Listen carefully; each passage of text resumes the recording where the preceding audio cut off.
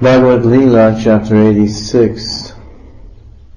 Arjuna kidnaps Subhadra, and Krishna blesses his devotees, Shrutadev and Bahulashva, a king and a Brahmin.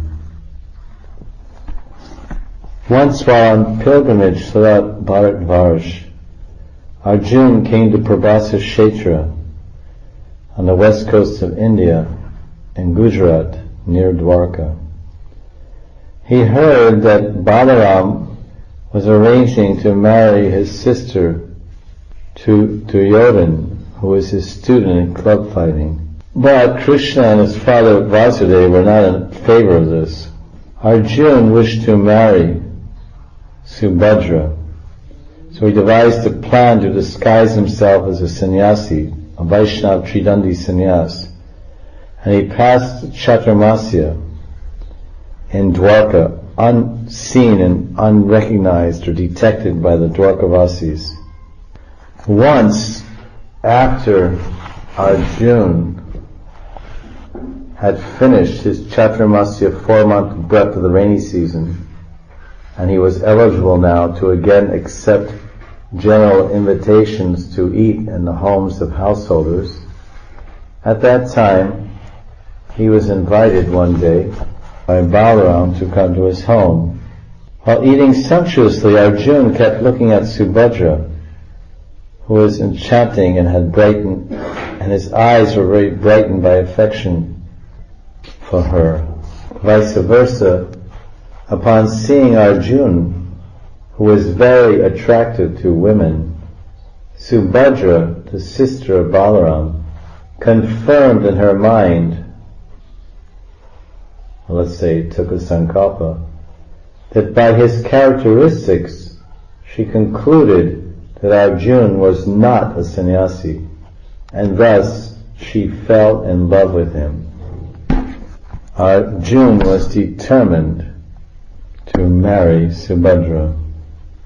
He was thinking of her 24 hours a day, and his mind was always agitated.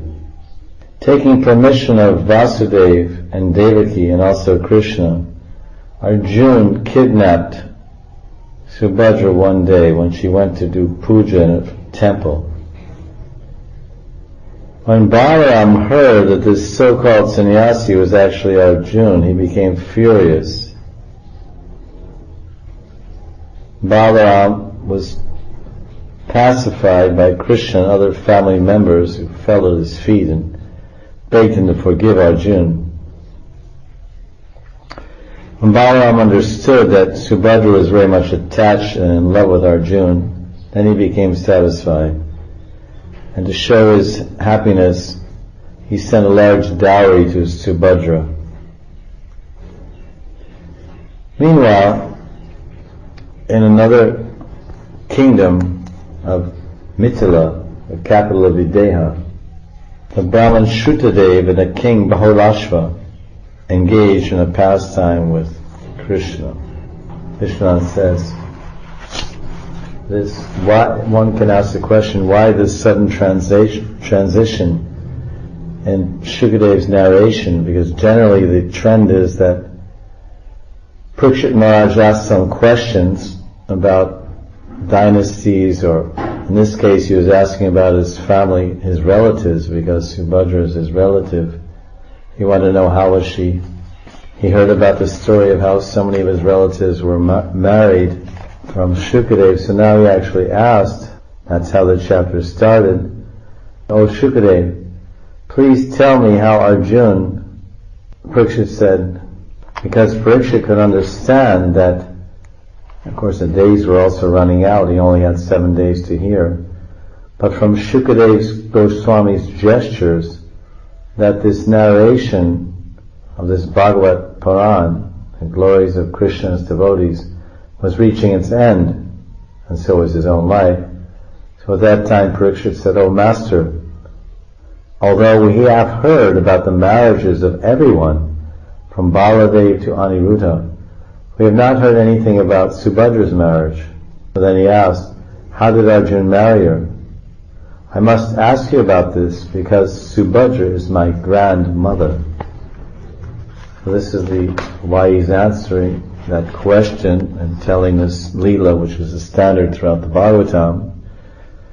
The inquirer, or disciple, student, sadhaka asks a question of the Guru and then patiently, attentively, submissively listens to the answer.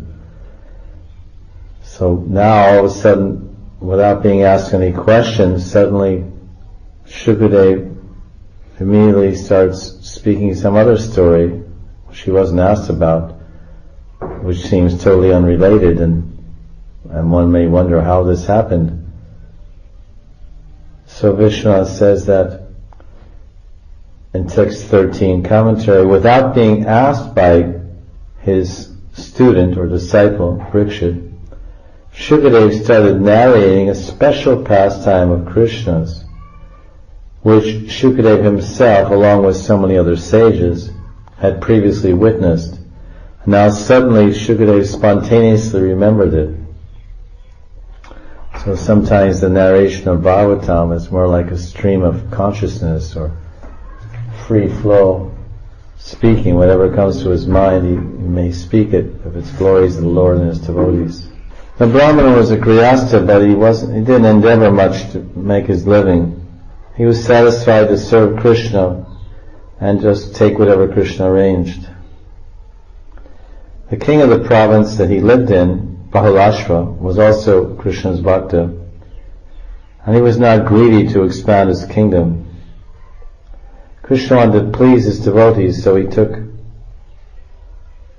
many rishis with him, and they went to that kingdom of Videha, controlled by King Bahulashva. Krishna was accompanied by a large retinue of famous sages like Narad, Vyasadeva, Parashuram, Brihaspati, Atri Muni, Maitreya, and Shukadev. They passed through so many towns on their way to visit these two devotees, and everyone who saw Krishna passing along the way naturally got supremely blessed. Verses say that they relish the vision of Krishna. So we ask the question, how could they relish the sweetness of Krishna, who has a transcendental form, with their mundane vision? They're simply ordinary, or so-called ordinary, residents of Bharatvarsha. So this verse 21 explains that Krishna destroyed the ignorance in their eyes by his merciful glance. Savikshan means kripavaloka. And then, after destroying their ignorance, Krishna gave all these passerbys that he saw,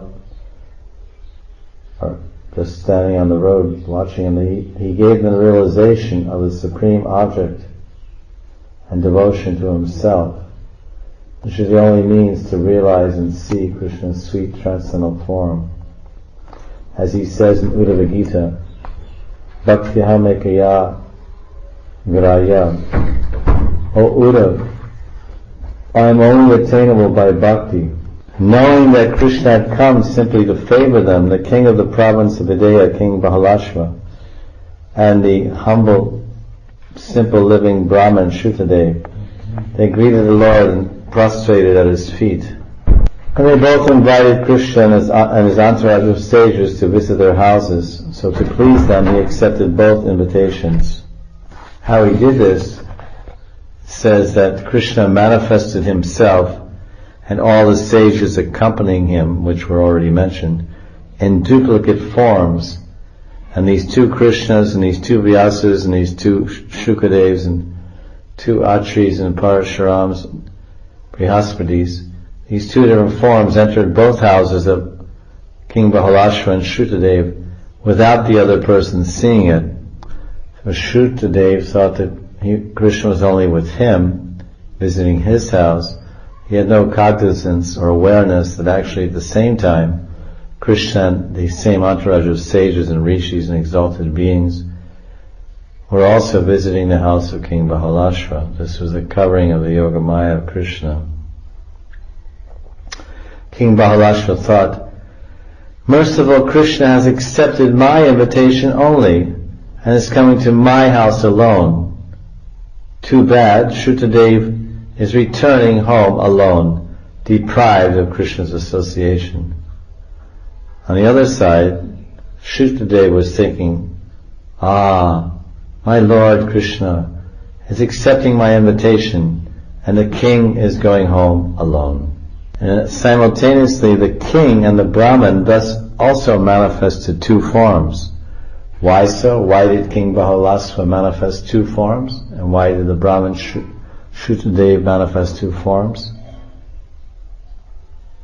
One of the forms, they were joyful in association with Krishna, and one form, they were despondent in separation without Krishna. The neighbors of the manifestation of the king who was enjoying Krishna's association, they went to Shukadev's home to inform him of his misfortune that Krishna went to the king's house and not his. And when those neighbors arrived in Shukadev's home, they saw that he was very unhappy, experiencing the pangs of separation from his Lord Krishna. Similarly, the assistants of Shukadeva, who was with Krishna and experiencing joy and union, they went to the house of the king, and they saw that the king was alone in his home, despondent in separation, being devoid of Krishna's association. This is a very clever arrangement by Krishna's Yogamaya potency, or basically his Bhaktavatsalya, loving affection for his devotees, to please both devotees at the same time and give himself completely to both devotees, and both of them think they're distinctive and special, because it's arranged in such a way that they don't know that Krishna is also with the opposite devotee. Krishna is very expert in pleasing everyone. He's an expert judge of time, place, and circumstance. It's called Kaladesha Supragya. Kaladesh Supragya. It's one of Krishna's 64 qualities. He's an expert judge of time, place, and circumstance, or time, place, and persons. When King Bahulashva, a descendant of King Janak, saw Krishna and the sages in his home, he was so grateful and astonished, and he treated them and received them in the best possible way he could, and worshipped everyone opulently, and fed everyone to their full satisfaction. Then he started massaging Krishna's feet and speaking, "O Almighty Lord, you are the soul of all created beings and their witness, and now you are giving your audience to us, who constantly meditate on your lotus feet. You have said, neither Ananta, the goddess Fortune, nor Brahma is dearer to me than my unalloyed devotee. Just to prove your words to be true, you have appeared in my house."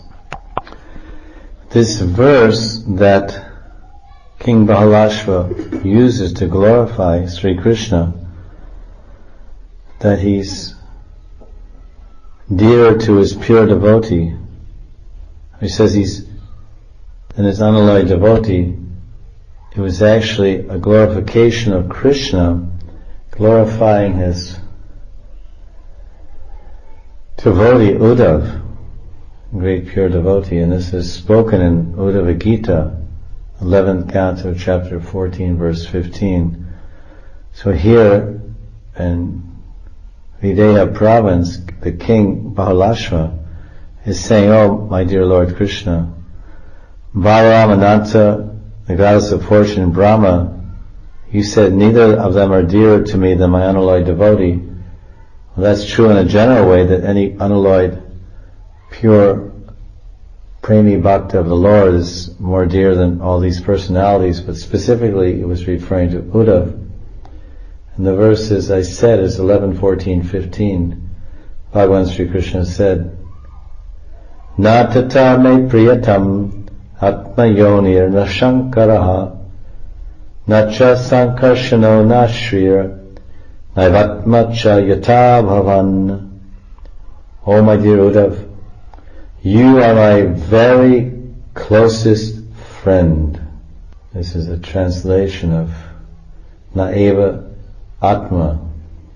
In other words, you are like my Atma. Uddhava, you are like my Atma. You're my Atma. Your Na Eva Atma becomes Naivatma.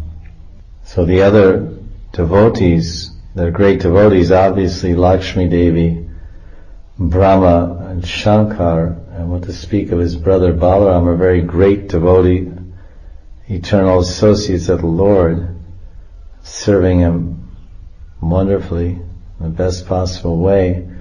Nevertheless, Uddhava is in his own special separate category. He's not only a friend and a devotee, but Krishna is accepting him as his very Atma. It's one thing to be a bandhu or a mitra or a surit, to be a friend, but to be someone's very Atma, the soul of their souls. So he's a Priyatama me. This is Uddhava. You are my very dear, my very closest friend, Uddhava. No one is as close to me as you are. Not even the self-born Brahma, Shankara, my brother Balaram, or the other half of my body, Lakshmi. Indeed, not even my own self is as dear as you are to me. There's an extraordinary glorification and complete internal acceptance of his pure devotee deep in the core of his heart. King Bahulasha was recounting this verse and speaking the same in this particular chapter of the Bhagavatam. What person, my Lord, who knows the truth would give up your lotus feet when you will actually give your very self to saintly devotees who have nothing of their own? Please stay a few days with the Brahmins in my house to purify it by the dust of your lotus feet. The king was thinking, since contact with Krishna can free anyone from doubts and misconceptions, Lord Krishna's presence in my home will strengthen my intelligence so that I cannot be pierced by the arrows of material enjoyment. In his expansion as Naranarayan, Rishi, Krishna forever resides in Barik Ashram for the good fortune of the land of Bharata.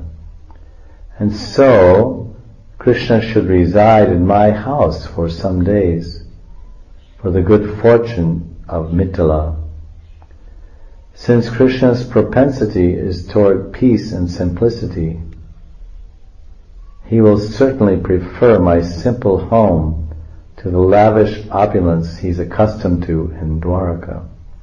Krishna agreed to stay for some time to bless everyone there, and then he went to visit Shutadev. He received Ravachyuta and all the sages with just as much enthusiasm, and he bowed down and then began dancing with great joy, waving his shawl. This means, the word waving, dunvan, means that in his ecstasy of having a Lord in his house, Shutadev held his chadar in his hands and waved it above his head while dancing in joy over Krishna's arrival in his house. In other words, he was jumping for joy, as they say, kicking his heels and in great ecstasy. Welcomed his guests with proper asanas and beautiful words. They washed the Lord's feet and all the guests, sprinkled the water on their heads, and beautiful worship. Although the food was not very opulent, because he was a poor Brahmin, so all they made was rice and dal, but Krishna and the sage was very happy and pleased because it was cooked and offered with love. And while serving his guests, Shutadev was thinking, I've fallen in the Grihamanda Kupam, but how have I been able to meet Krishna and all these great brahmanas? Then while Krishna relaxed after taking prasadam, Shutadev came and glorified him with so many beautiful verses. My Lord, you are the Supreme Soul, and we are your servants. How shall we serve you? Lord Krishna was very pleased with Shutadev's prayers. Catching his hand, the Lord replied. And then in a series of verses here, Krishna glorifying the Brahmins, their position, their exaltation, to impress upon the readers for all time and to teach the students of Bhagavatam how exalted are the Brahmins. They say the Brahmins are Bhudevas, the gods of the earth. There's Naradeva, the kings, and Bhudevas, the Brahmins. Krishna spoke in 51, 2, 3, 4, 5, 6, 7, so 6, 7 verses. He spoke the glories of the Brahmins. Shri Bhagavan Vacha Brahmamste Anu Grahartaya Sampraptan Vidyamun Munin Sancharanti Maya Lokan Punantak Pararenubi. Bhagavan Sri Krishna said, "My dear Brahmana Shukadev, you should know that all these great sages who are accompanying me have come to your house just to bless you. They travel throughout the worlds with me, purifying the worlds with the dust of their feet." Vishwanath's commentary 51. Sri Krishna was saying, in other words, the question may be asked, why is Krishna directing Shukadev's mind towards the Brahmins and his entourage rather than himself? Because he detected something that he wanted to point out to Shukadev. So Vishwanath says that Sri Krishna said, "Shukadev, I have heard you praise me, but not the Brahmanas accompanying me. Being favorable to the Brahmanas, now I will personally praise them in order to teach you and others about devotion to the Brahmanas." By saying this, Krishna implies, even though I am your object of praise, the Brahmanas are my object of praise. By addressing Shukadev with the word Brahmams, which means O Brahmana, by this word, O Brahmana, Krishna indicates that since Shukadev also is a Brahman, he need not show as much respect as he does. 52. Sri Bhagavan Sri Bhagavan Uvacha Deva Kshetrani Tirthani Darshanat Sparshanarchane Shane Punanti Kalena Tadapyak Hattam Mekshaya.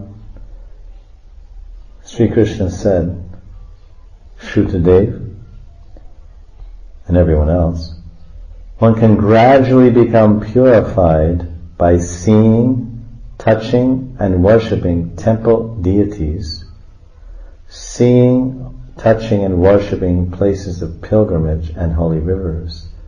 However, one can attain all these results, the same results, immediately, not over time, but immediately simply by receiving the glance of exalted sages. Moreover, the Brahmanas who immediately purify one just by their darshan are even greater than temple deities who slowly purify one. This is confirmed by the sons of King Prachinabarhi in 4th canto, chapter 30, verse 37.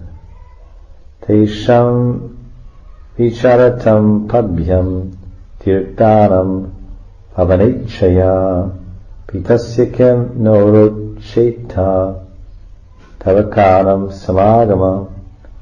Dear Lord, your devotees wander all over the world to purify even the holy places of pilgrimage.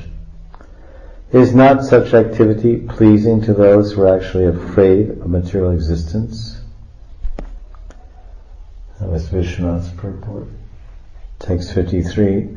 Shri Bhagavana Vacha Brahmano Janmana Shreyan Savesham Praninamiha Tapasa Vidyaya Tushtya Kim Umat Kalaya Yuta. Sri Krishna said, Shrutadev, by his very birth, a Brahman is the best of all living beings in this world. And he becomes even more exalted when he is endowed with austerity, learning and self-satisfaction, tapa, vidya and tushta. What to speak of devotion to me, Krishna Bhakti. By birth, austerity, peace and knowledge, the Brahmana is the best of all living entities. And then he is even more so when he has attained the direct realization of me by intensely worshipping me. 54. Sri Bhagavan Uvacha Na Brahmanane Dayatam Rupam Metach Chaturbhujam Sarvavedamayo Vipra Sarvadevamayo Yaham. Even my own forearm form is no dearer to me than a Brahman. Within himself, a learned Brahman comprises all the Vedas, just as within myself I comprise all the demigods. Sarvavedamayo Vipra.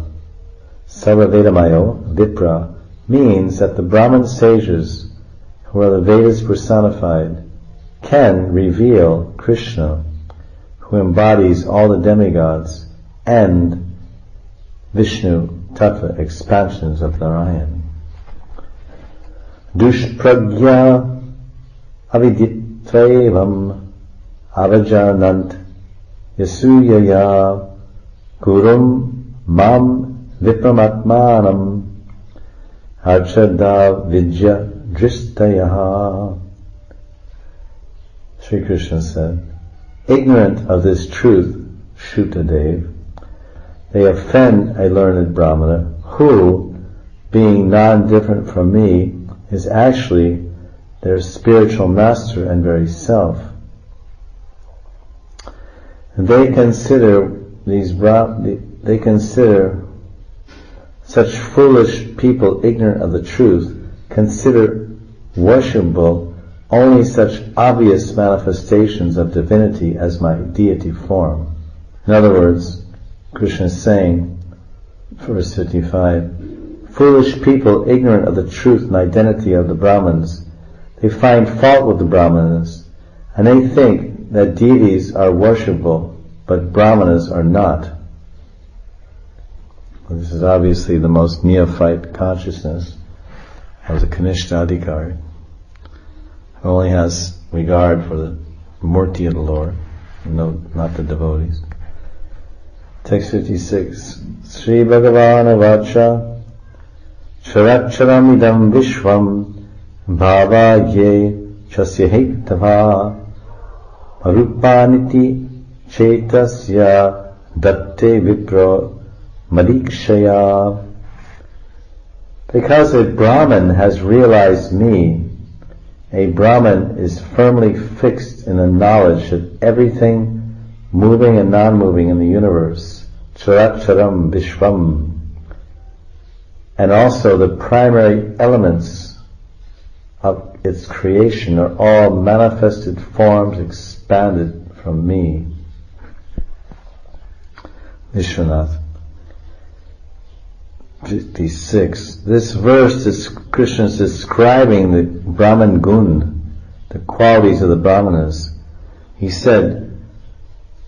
Krishna said, special Brahmanas like Narad Muni, who are endowed with direct realization of me, Marikshaya, know that this universe and its causes, the primary elements such as Mahatattva, are all manifested forms expanded from me.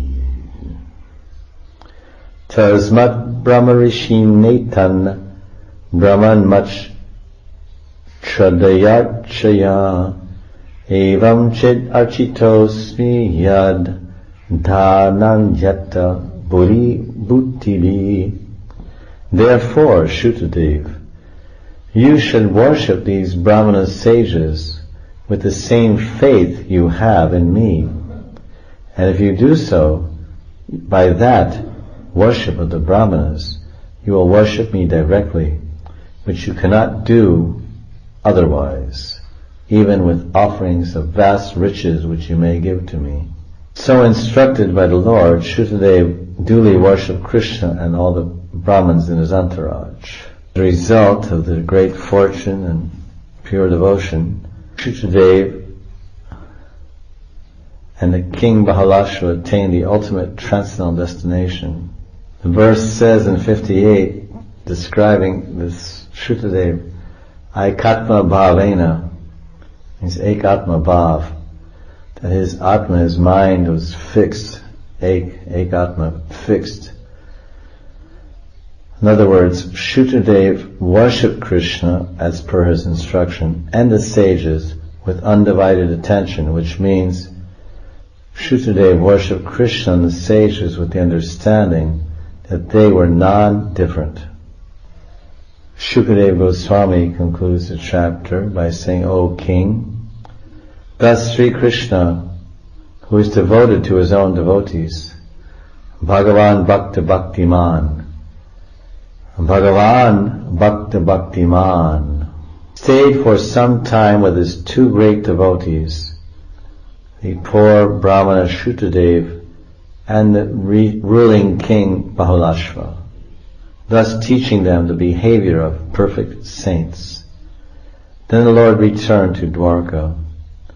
Krishna stayed with these two devotees and taught them the path of devotion, Bhakti Marg, practiced by the great souls, Sat, the sadhus, Satam, and then returned to Dwarka. Grantaraj Srimad Bhagavatam Ki Jai. Jai Jai Shri Radhe. Jai Jai Shri Radhe. Jai Jai Shri Radhe.